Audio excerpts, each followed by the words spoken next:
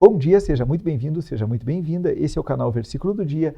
Eu sou o Rogério Gonçalves e eu estou aqui para compartilhar contigo aquilo que eu fiz no primeiro período da manhã, na primeira hora da manhã, que é o meu devocional. Como é que funciona? Eu levanto, faço meu devocional, tenho meu período de oração, depois de leitura da palavra, faço algumas perguntas para o texto, eu interajo com o texto bíblico e eu anoto essas respostas e aqueles insights que Deus me deu através dessa leitura. Depois eu venho aqui e gravo isso para compartilhar com vocês. Por que eu faço isso? Fazer um devocional dirigido, sistematizado, como eu estou fazendo aqui, tem transformado a minha vida. Faz aproximadamente um ano que eu tenho feito isso, e isso tem sido transformador para a minha vida. E eu quero levar essa transformação adiante. Então eu quero que Deus te abençoe e que você também faça devocionais dirigidos e que você ouça a voz de Deus e a direção de Deus. Então, vamos lá. Hoje nós vamos ler o texto da primeira carta de Paulo a Timóteo, capítulo 2, dos versos 1 ao 4 e depois o verso 8. Talvez a gente leia todo o texto aqui, mas nós vamos focar principalmente no verso 8 lá no final, beleza? Então, se você não é inscrito, já clica aí em inscrever-se. Clicou em inscrever-se. Clica no sininho das notificações. Clicou? Já está com as notificações ativadas? Então, beleza. Vamos para o texto então. Vamos lá. Capítulo 2 da primeira carta de Paulo a Timóteo. Eu estou lendo na NVI, Nova Versão Internacional. E diz assim: antes de tudo, recomendo que se façam súplicas, orações, intercessões e ações de graça por todos os homens, pelos reis e por todos os que exercem autoridade, para que tenhamos uma vida tranquila e pacífica, com toda a piedade e dignidade. Isso é bom e agradável perante Deus nosso Salvador, que deseja que todos os homens sejam salvos e que cheguem ao conhecimento da verdade. Verso 8. Quero, pois, que os homens orem em todo lugar, levantando mãos santas, sem ira e sem discussões. Então, eis aí a palavra do Senhor. Como eu sempre digo, isso aqui não é um estudo, eu não vou expor a palavra, mas eu quero mostrar aquilo que Deus falou comigo. Primeira pergunta que eu faço para o texto: existe uma ordem a ser obedecida? Existe um mandamento nesse texto? A resposta é sim. O mandamento é orar. Nós podemos olhar que no verso 1 e no verso 8, Paulo é bem claro quando ele diz: recomendo que se façam súplicas, orações, intercessões e ações de graças. Então, tudo isso está dentro de quê? Está dentro da oração. E no verso 8, ele diz assim: quero, pois, que os homens orem em todo lugar. E aí ele diz o jeito que ele quer que os homens orem, né, que é levantando mãos santas. Segunda pergunta que eu sempre faço: existe uma promessa nesse texto? Uma promessa da qual eu posso me apropriar, que eu posso trazer para a minha vida? Sim, existe. E essa promessa, ela está no verso 3. Normalmente, quando a gente olha para esse texto, a gente tem a tendência de enxergar uma promessa no verso 2, que diz assim, segunda parte, né? Para que tenhamos uma vida tranquila e pacífica, com toda piedade e dignidade. Só que ali não é uma promessa. Ali é o motivo da nossa oração. Então, Paulo está dizendo, recomendo que façam súplicas, orações, intercessões e ações de graça por todos os homens, pelos reis e por todos que são investidos de autoridade. Para quê? Para que tenhamos uma vida tranquila. Então, isso ele é um objetivo. A nossa oração ela objetiva isso. Então, devemos orar pelos governos para que tenhamos uma vida tranquila e pacífica, com toda piedade e dignidade. E queremos essa vida. Mas não é aqui que está a promessa. A promessa está no verso 3, que diz: isso é bom e agradável perante Deus, o nosso Salvador. Então a promessa que eu enxergo aqui é que se eu cumprir esse mandamento, se eu obedecer essa ordem, eu estarei agradando a Deus. São poucas coisas. Em primeiro lugar, a Bíblia diz em Hebreus que sem fé é impossível agradar a Deus. Ou seja, com fé é possível. E quando nós oramos, nós exercitamos a nossa fé. E quando nós oramos pelo motivo certo, pelo motivo que está definido pela Escritura como sendo vontade de Deus, nós conseguimos sim agradar a Deus. A gente precisa parar de pensar na promessa como algo para nós. A gente precisa também pensar na promessa como algo para Deus. Para e pensa na oração que Jesus ensinou aos discípulos lá no livro de Mateus, capítulo 6, quando ele diz assim: quando vocês orarem, orem assim: Pai nosso que estás nos céus, santificado seja o teu nome. Então, a nossa primeira promessa, a nossa primeira realização, a primeira grande bênção que nós precisamos receber é sermos agradáveis a Deus. Simples assim. Então eu vejo aqui essa promessa. Existe uma aplicação, é outra pergunta que eu faço. O que é uma aplicação? É a forma de eu pegar esse texto e trazer ele para a minha vida. Só que eu vou deixar a aplicação por último. Vou deixar a aplicação por último. Vamos lá. Existe algo novo sobre Deus?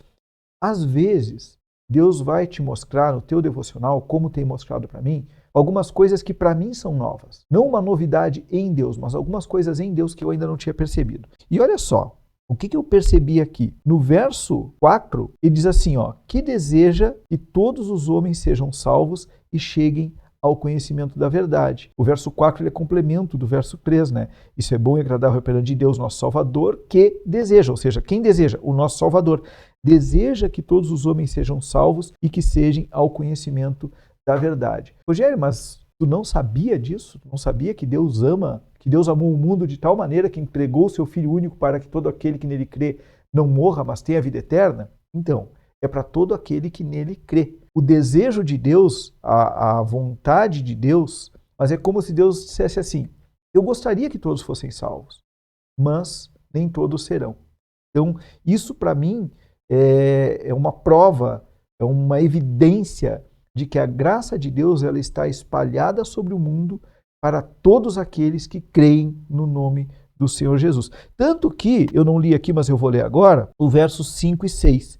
Porque Paulo diz assim, ó, pois há um só Deus e um só mediador entre Deus e os homens, o homem Cristo Jesus, o qual se entregou a si mesmo como resgate por todos. Em outras passagens, ele diz por muitos, ele não diz por todos. Esse foi o testemunho dado em seu próprio tempo. Então, Cristo se entregou por todos, por mim, por ti, pelos teus parentes, pelos teus amigos, pelos teus inimigos, pelos nossos governantes. A graça de Deus ela é suficiente para salvar a todos.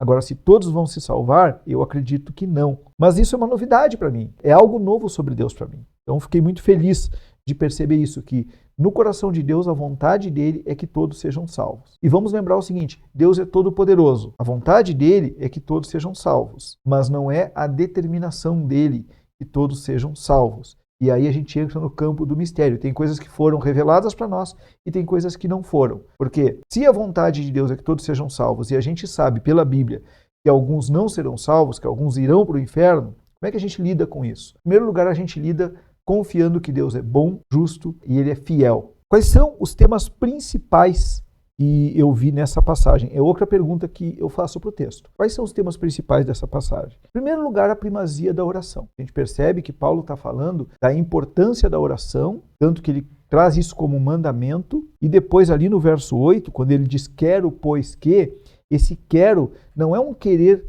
eu quero porque eu quero. A palavra aqui que foi traduzida para quero, ela está muito mais vinculada a objetivo. É como se Paulo estivesse dizendo assim, tudo que eu estou ensinando para vocês é com o objetivo que vocês orem em todo lugar, levantando mãos santas, sem ira e sem discussões. Então, o objetivo de Paulo é que nós tenhamos uma vida intensa de oração em qualquer lugar em que nós estivermos, não só na igreja, mas no nosso trabalho, na nossa escola, onde quer que nós estejamos, mas levantando mãos santas, sem ira e sem discussões. O primeiro tema que eu vejo aqui é a primazia da oração. E o segundo tema é a necessidade de que estejamos em santidade e em paz com todos, né? Para que nós possamos orar. Então, esses são os dois grandes temas. Agora, voltando então para a aplicação. Qual a aplicação? O que eu trago para mim nesse dia? Para a gente olhar para a aplicação, a gente vai ter que olhar um pouquinho de novo para o texto, tá? Então, em primeiro lugar, Paulo está dando uma recomendação, está dando um mandamento aqui, que se façam súplicas, orações, intercessões e ações de graças por todos os homens, pelos reis, ou seja, pelos governos, e por todos os que exercem autoridade.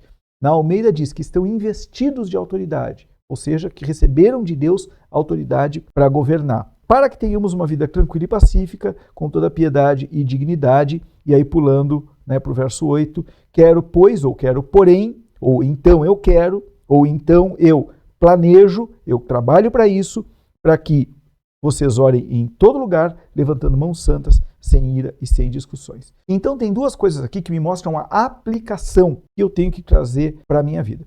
Em primeiro lugar, eu vou ter que orar por pessoas pelas quais eu não gostaria de orar, porque está falando por todos os homens. Não são somente aqueles homens, não são somente aquelas pessoas que são caras e que são preciosas para mim. São todas as pessoas. Então, em primeiro lugar, eu vou ter que orar por pessoas por quem eu não gostaria de orar. Em segundo lugar, eu preciso manter a paz com todos. Tem uma outra passagem que acho que é lá em Filipenses, que Paulo diz assim, ó, mantenham a paz com todos. E é isso que ele está dizendo aqui, ó, quando ele diz que quer que nós oremos em todos os lugares, levantando mão santa, sem ira e sem discussões, sem dissensões, sem divisões. Ou seja, eu, enquanto igreja do Senhor, eu faço parte de um corpo.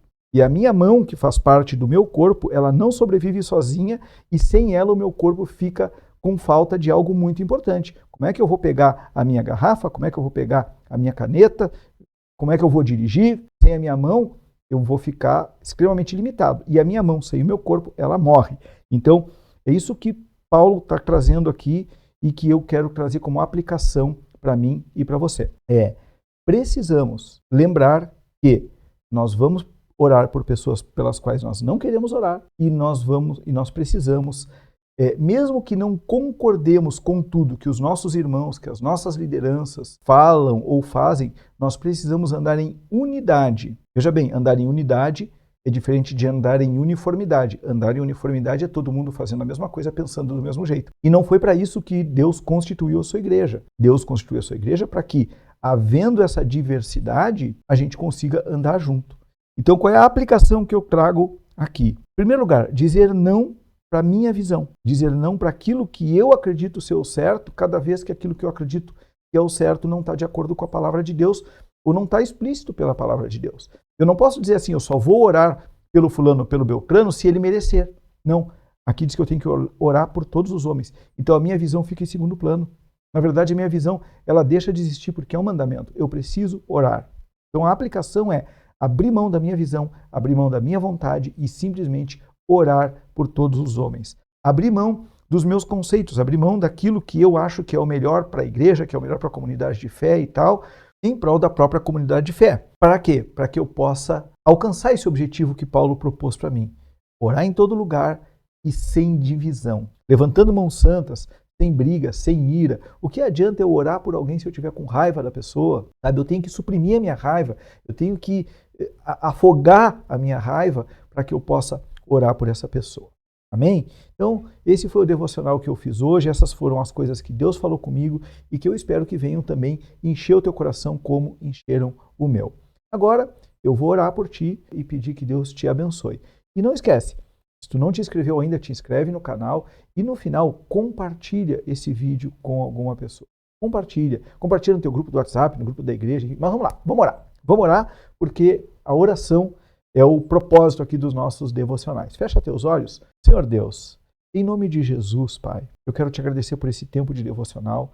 Eu quero te agradecer porque essa pessoa que está ouvindo essa oração, que está recebendo essa oração agora, ela ficou aqui até o final desse vídeo. E eu quero te pedir, Senhor, que tu abençoe essa pessoa. Eu não sei que lutas, ó Deus, essa pessoa tem alcançado, mas certamente ela pode vencer as suas lutas pela oração. E hoje o nosso texto falou sobre intercessão, sobre orar por todos os homens. Então, Senhor, que essa pessoa que está assistindo esse vídeo, que está recebendo essa oração, que ela possa lembrar, Deus, de orar pelos governos, de orar pelas pessoas que exercem autoridade, de orar, como disse Jesus, né? Orem pelos seus inimigos, abençoem os que te perseguem, que ela possa, se existe alguma inimizade, se existe alguma dificuldade de relacionamento com alguma pessoa, que essa pessoa, que esse homem, que essa mulher que está assistindo esse vídeo agora, que possa orar por essa dificuldade, possa confiar em Ti, Senhor, e possa, Deus, agradar a Ti com a sua oração, e que ela possa receber de Ti tolo, que ela possa receber de Ti a edificação, que ela possa receber de Ti a bênção. Eu oro em nome do Senhor Jesus, para a honra e para a glória do Teu nome. Amém. Então terminamos o nosso devocional, que Deus te abençoe, tenha um ótimo dia e amanhã tem mais.